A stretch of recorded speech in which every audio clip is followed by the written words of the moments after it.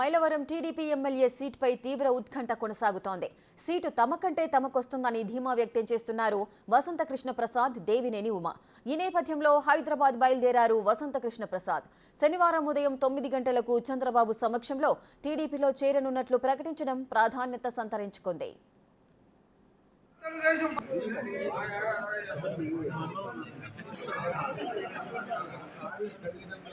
మరోవైపు దేవినేని ఉమ గొల్లపూడిలో ఆత్మీయ సమ్మేళనం నిర్వహించారు.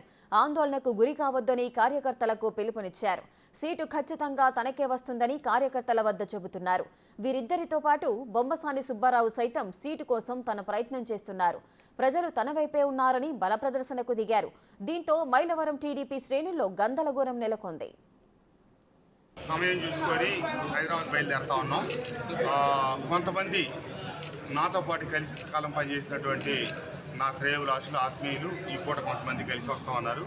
తర్వాత మిగిలిన వాళ్ళతో తదుపరి కార్యక్రమాలు పూర్తి చేస్తాం.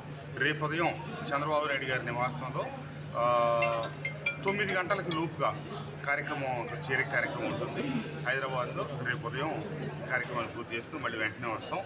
ఎందుకంటే కొంచెం ప్రోగ్రామ్ని ఏదైనా పెద్ద కార్యక్రమం చేసి పెడదామని చెప్పి అనుకున్నాం. కానీ ముహూర్తాలు ఇవన్నిటి వల్ల లాంఛనంగా చేస్తూ ఉన్నాం. రేపు అక్కడ కలిసిన తర్వాత పెద్ద ఆయన్ని వారు సూచన మేరకు తదుపరి మిగతా అందరితో కూడా కలుపుకొని కార్యక్రమం పెద్దగా తీసుకెళ్తాం. ఒక మాట ఇక్కడ ఏదైనా కార్యక్రమం పెడదామన్నారు, ఇతరత్ర రకరకాలుగా ఉంది. అవన్నీ కూడా తదుపరి కార్యాచరణ అంతా నేను రేపు హైదరాబాద్ నుంచి వెనక్కి వచ్చిన తర్వాత పత్రికా సోదరులందరూ పోటీ చేస్తారా? పార్టీ అంత పెద్దలు ఏమి నిర్ణయిస్తే చంద్రబాబు నాయుడు గారు, లోకేష్ గారు ఆ పార్టీ నిర్ణయానుసారమే నేను కట్టుబడి ఉంటాను. ఏ నిర్ణయం అయినా కూడా వారి నిర్ణయం ప్రకారం నేను నడుచుకుంటా. ఇప్పుడు మైలవరంలో కార్యకర్తలు టీడీపీ శ్రేణులందరూ గందరగోళంలో ఉన్నారు. మీకు సీట్ వచ్చిందని కొంతమంది అంటున్నారు, ఇప్పుడు సీట్ కన్ఫర్మ్ కాలేదని కొంతమంది అంటున్నారు. అదే ఉమామహేశ్వర గారు ఏమో సీట్ నాదేనని చెప్పి బయటికి చెప్తున్నారు.